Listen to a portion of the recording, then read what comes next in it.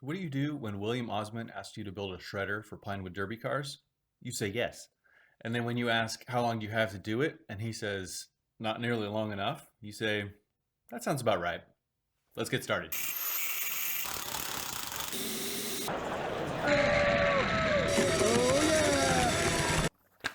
All right, here's the plan. I know I need just a standard Pinewood Derby track. Hopefully we can buy it. I could make it if I need to. We need some kind of a finish line or a sensor system to know which car won. We need the shredder itself, and we need some way of getting the losing car into the shredder. I want to have some kind of viewable part where everybody can see. I don't want it like down at the ground. We have a max height of 5 foot 9 inches for safety reasons. The track I'm not too worried about. The sensors and the lifting is going to be like Arduino, stepper motors, probably IR limit switches, something like that. Really no experience with any of that. The shredder itself, I think, is going to be the longest lead items because the steel plates and however I'm going to power it. So I think what I want to start with is how this guy is going to be powered. And then I'll design everything around that. So let's go figure that out and we'll go from there. Too small, just right. 120 volt winch rated for 1,500 pounds. That's out of stock.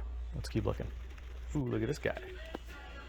That's actually a lot of torque compared to the winch, and the impactiness of the impact gun might work well to shred the wood.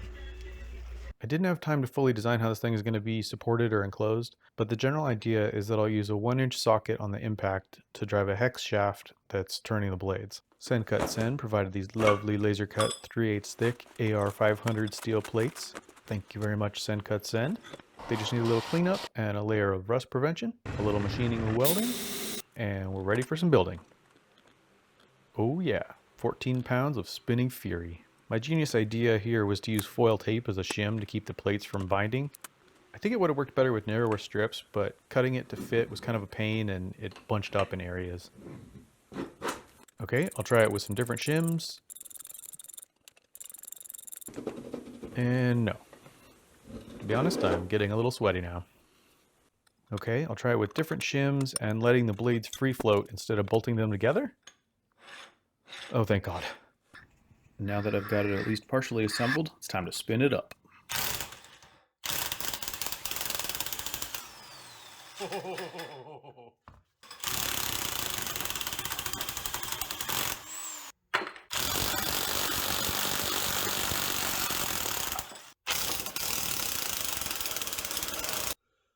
Whew.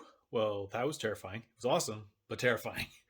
Here's what I'm going to be doing next. So as you could probably tell, the stuff I was trying to shred was getting caught on the top of these teeth and not getting pulled down into the shredder. So I think what I'm going to do is I'm going to flip these plates relative to the teeth on here so that the teeth basically will be able to pull the material down into this corner instead of getting caught up on these teeth. I think that'll help a lot. It definitely works. It definitely keeps powering through and tearing through wood. So the shims are working great. Everything still spins super freely. No binding. That's my biggest fear. So I just need to take apart and reassemble in a slightly different order, and then I can start final fit testing and mounting the adapter to be able to actually mount the impact wrench on there so that I don't have to hold it anymore because it's terrifying and I can't wait until this thing is automated. All right, everything's tuned up, turned around, ready for round 2. Okay, so flipping the teeth around was good, but I'm a little concerned that it takes too long to chew through a full block of wood, so I'm going to do some testing. First I'll grind one of these teeth to be longer and sharper, and then I'll test the original teeth against it, but I'll also vary the depth of cut to simulate teeth of different heights. Regular tooth, full depth.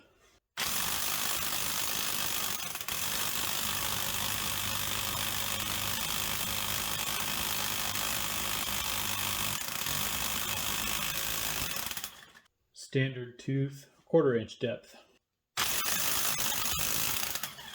Sharp tooth, full depth.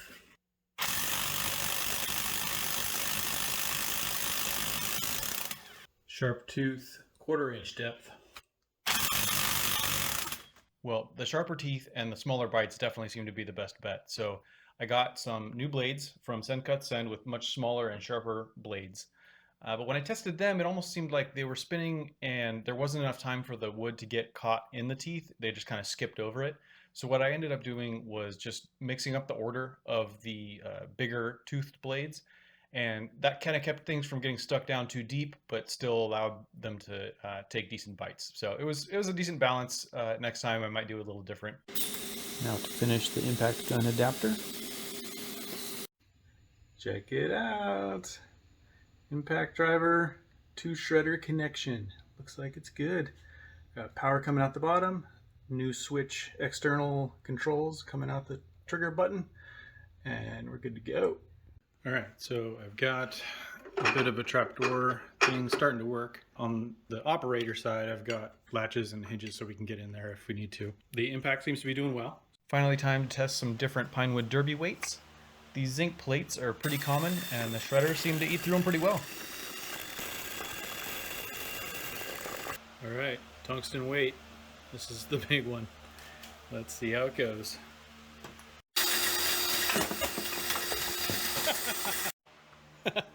It just hit the corner and shot it up into the ceiling. I'm definitely going to have a fast-acting trapdoor up there.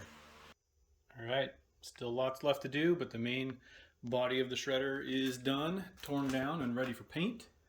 This is the electronics box that will control the whole thing.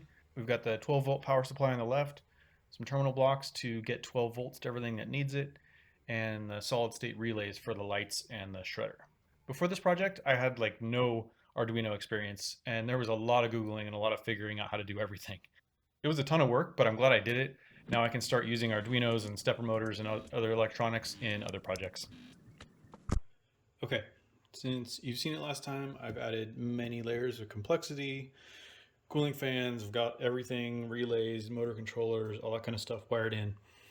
I've got it plugged in, power switch on the side, and e-stop pressed. So this is the first big pucker moment. Hopefully we don't see any magic smoke. So first is the main input. This should do nothing.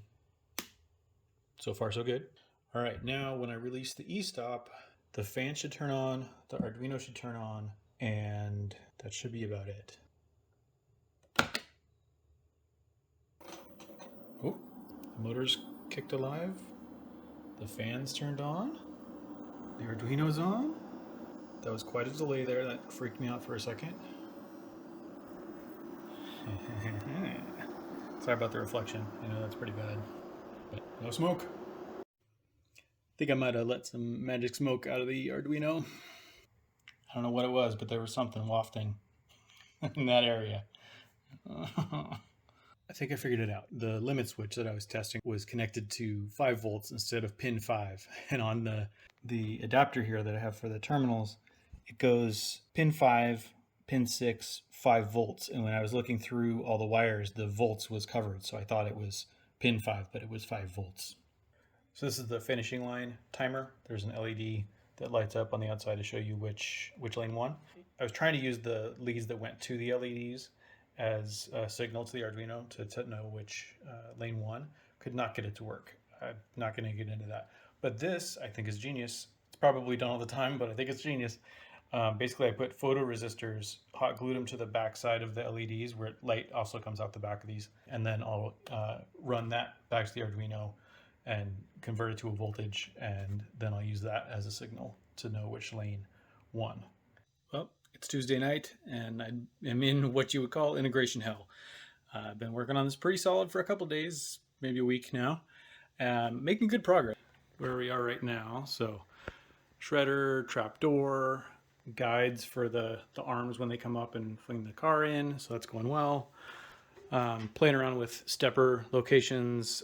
Sawdust is getting collected. That's good. Playing around with different ways to capture the cars and where to attach the strings and things. Got my little control box and laptop. And before I knew it, it was time to load up and hit the road. We got all set up on Friday and then got to walk around and meet the other exhibitors and the creators. It was so fun. The next morning, the doors opened up and the cars started piling in. All the cars were so good. You could tell people really put some thought into them. I really want to thank everyone for all the energy they put into their cars. It was super cool to see. Everyone really loved getting their shredded cars back in a cup and then leaving a note on the wall of shame. Believe it or not, some people actually did win, and they got these medals that I laser engraved at the last minute. So before I show the video of all of the carnage that was Shredder Derby at Open Sauce, I have to thank Sen for coming through with the steel plates. That was amazing. Derby Wizard for giving us a discount on the aluminum track. It went together super easily, worked really well the whole weekend. It was awesome. Highly recommend them. And of course, Will and the rest of the Open Sauce team. You guys killed it. It was super organized. Everybody was super into it and motivated and just really wanted to make things work. 10 out of 10. Would do it again. Thanks so much. All right, I'll stop yapping. We can get on to the shredding action.